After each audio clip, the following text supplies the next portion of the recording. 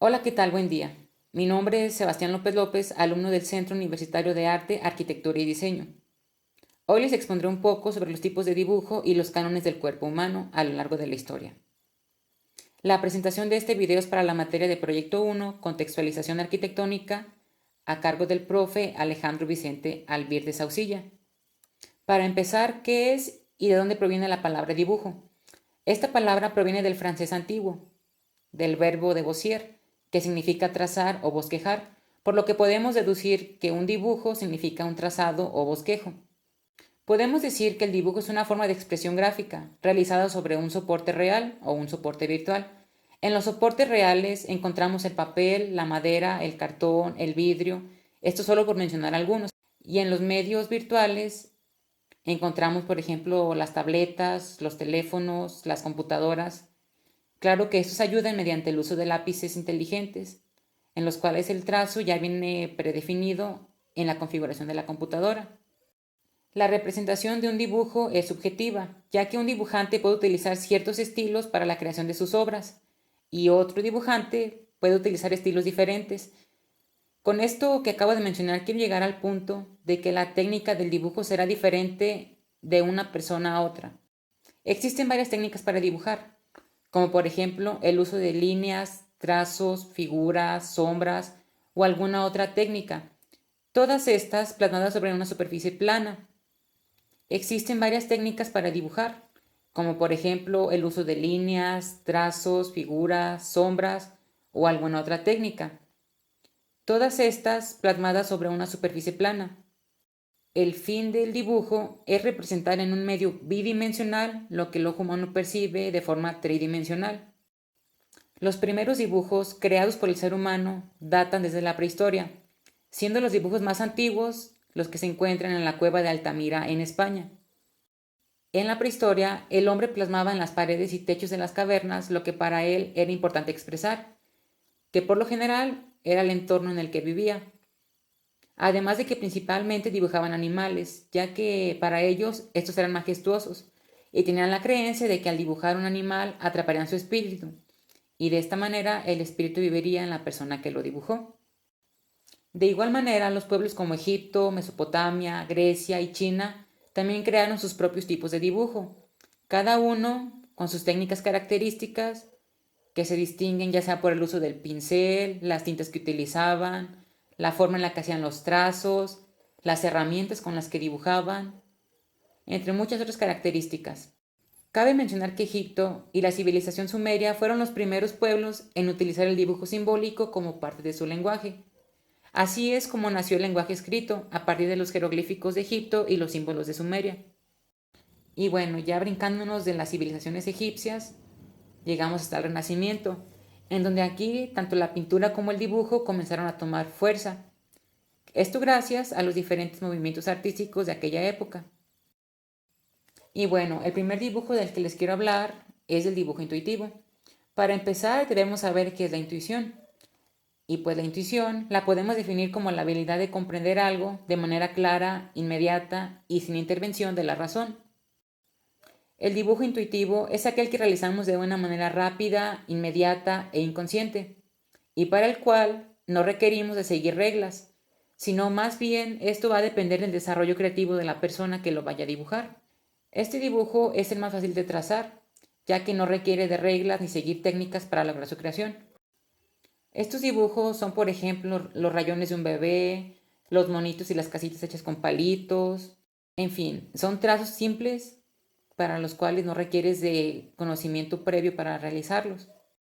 Hay que mencionar que este dibujo no es requerido para la arquitectura, ya que no podemos entregar trabajos representando edificios o construcciones con este dibujo. Esto porque no sería ni comprensible para el cliente ni para los ejecutadores de la obra, y a veces hasta ni sería claro para nosotros mismos, por lo cual no debemos usarlo en la arquitectura. Los dibujos artísticos, al contrario que los dibujos intuitivos, sí requieren de técnica para su creación y también de cierta experiencia del artista. Los dibujos artísticos son la representación gráfica bidimensional racionalizada de aquellos objetos que el ojo humano percibe de una manera tridimensional. Este tipo de dibujo utiliza de técnicas que permiten expresar la forma y el volumen, utilizando, por ejemplo, diferentes grosores de líneas, sombras, perspectivas, texturas, tramas, entre otras técnicas variadas. El dibujo artístico más que nada surge como un tipo de manifestación de los sentimientos y pensamientos que el autor quiere transmitir con su obra. Podemos decir que lo que el autor pretende es dar a entender un sentimiento, ya sea emoción, tristeza, enojo. Y bueno, pues hay que mencionar que este dibujo se orienta más hacia lo interpretativo, lo abstracto y lo subjetivo. La función de este es transmitir el punto de vista del dibujante, ya sea un pensamiento o un deseo. Este dibujo requiere de mucha técnica. La más utilizada es la de dibujar a mano alzada. Este dibujo inicia con un boceto y a partir de este boceto es que el autor le añade texturas para darle así fondo, perspectiva y volumen. Continuamos con el dibujo geométrico. El dibujo geométrico es aquel que sigue las reglas de la geometría. Como sabemos, la geometría es la rama de las matemáticas encargada de estudiar las propiedades de las figuras en un espacio. Para lograr construir este dibujo requerimos tener a la mano ciertas herramientas, como por ejemplo reglas, escuadras, compás, lapiceras, lápices, etc., los cuales permiten dibujar figuras y en conjunto dibujar algo utilizando formas. Las formas más básicas utilizadas en este dibujo son el triángulo, el cuadrado, el círculo, el rectángulo y el pentágono. Este tipo de dibujo sí se relaciona un poquito con la arquitectura. Ya que al saberlo aplicar, estamos estableciendo las bases para formar el dibujo más elaborado. El dibujo científico. El dibujo científico es aquel que interviene directamente en la divulgación de la ciencia. Esto mediante la producción de dibujos a gran detalle, de forma limpia y muy elocuentes. En este dibujo importa mucho la calidad y la habilidad del dibujante al momento de realizar la ilustración, ya que este dibujo tiene como fin representar lo que no puede ser captado por una cámara, como por ejemplo los órganos dentro de un ser humano, algunas alas de mariposa, algún cierto tipo de animal, entre cualquier otra cosa utilizada para explicar algo de forma científica. Y bueno, ahora continuamos con el dibujo simbólico. El dibujo simbólico generalmente se utiliza para transmitir alguna idea o algún concepto, sustituyendo las palabras por el uso de algún dibujo o alguna representación. Algo importante que debe de tener un dibujo para ser considerado como dibujo simbólico es que su significado debe ser entendido por todas las personas, con la intención que el autor quiere. De lo contrario, el dibujo solamente será un garabato sin significado. Podemos deducir que también hay símbolos que son reconocidos de manera internacional y símbolos que son reconocidos por cierta cultura. Algunos ejemplos del dibujo simbólico internacional son, por ejemplo, las señales de tránsito, las letras, los números, las indicaciones del baño de hombres y mujeres, etcétera, entre muchos otros que hay. Y un ejemplo claro del dibujo simbólico cultural es como que aquí en México utilizamos una cruz roja para referirnos a algún servicio médico. Y en otros países, por ejemplo en Israel, utilizan representar el servicio médico con el uso de una estrella de David pintada de color rojo.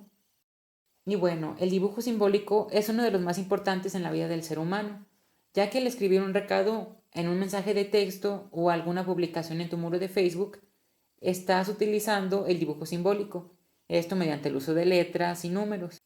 Este tipo de dibujo también tiene una gran importancia en el conocimiento de la historia, ya que sabemos lo que sucedió hace mucho tiempo por los escritos que dejaron varias civilizaciones.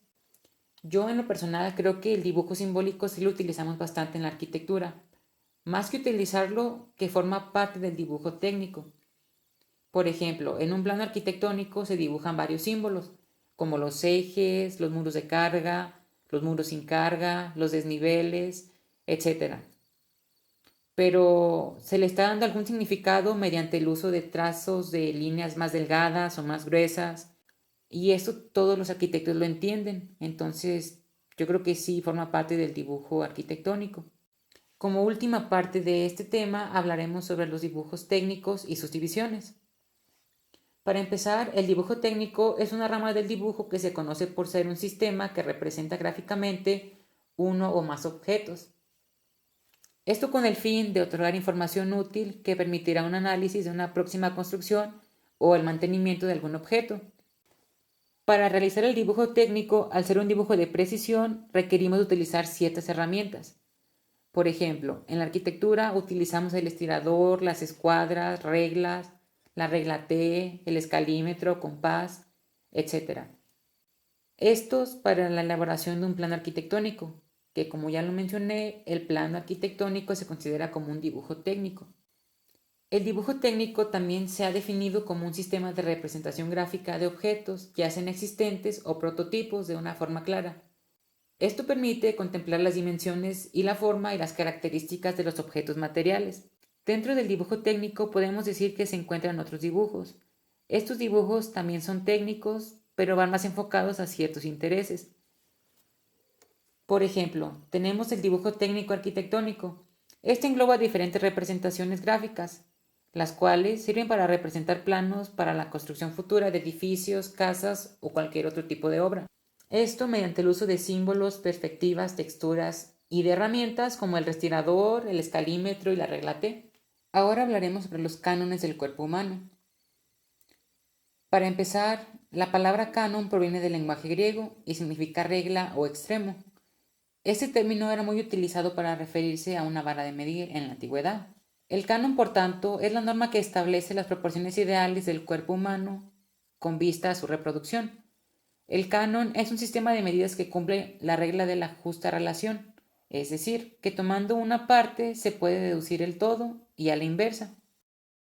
El primer canon de que se tiene registro es el canon egipcio.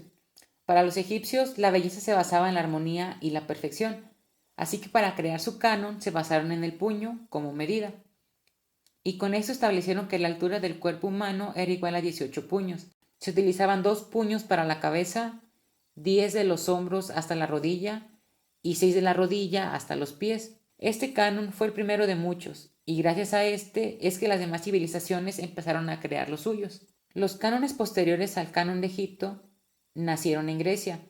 Para los griegos, la belleza se basaba principalmente en la armonía y las matemáticas.